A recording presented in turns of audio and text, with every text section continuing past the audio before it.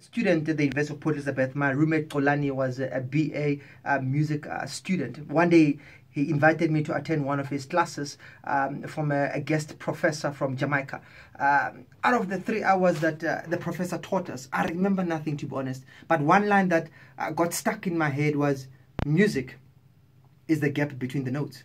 Music is the gap between the notes. I went back to my room and I was concerned and confused in terms of what did he mean when he said that music is the gap between the notes. But I realized that in essence, if there were no gaps between the notes, then it would just be a sound. But the gaps between the notes actually create the music. And when I looked at that principle, I asked myself, does this also apply in my own life? I realized that life for me is about what happens in between. It's not about the 12 times a year when I get my salary. It's about what I do between the 12 times when I get my salary. It's not about the destination that I reach after 3 years of having a plan. It's what happens in between. For most of us, we have ignored the gaps and focused on the sound itself. We've ignored the gaps and focused on the sound. We've ignored things that build us and focused on the end point. We've ignored the bricks and focused on the building. But it's the smaller bricks connected that create the building. I know that we all have a vision of how a building or a life is supposed to be after a few years. But I encourage you, pay attention to the bricks. Without the bricks, your house might look well for 3, 4, 5, 7, 10 years. But one day it's going to crack if you use inferior material or bricks. Today, ask yourself this one question. What are the gaps in my life? In my young life, I've realized that there are only 3 gaps that I need to focus on. 1, my God. When I focus on my God, I stop using money as my source.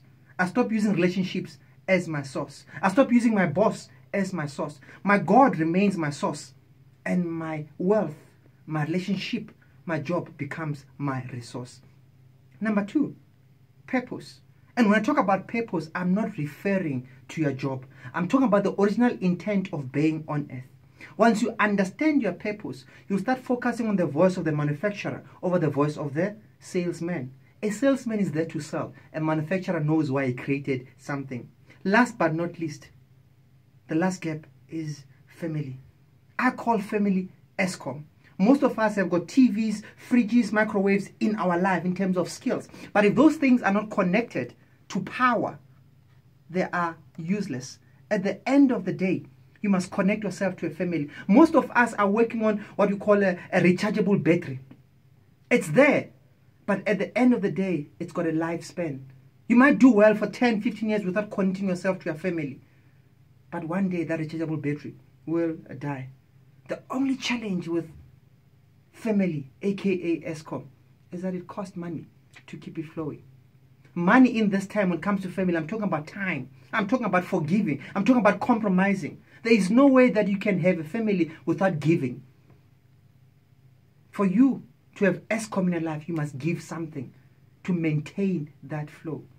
Again, I ask, what is your gap? May God bless you. The next song that I'm going to play is by a well-known group called A Joyous Celebration. It is well. See, you've become a bit of a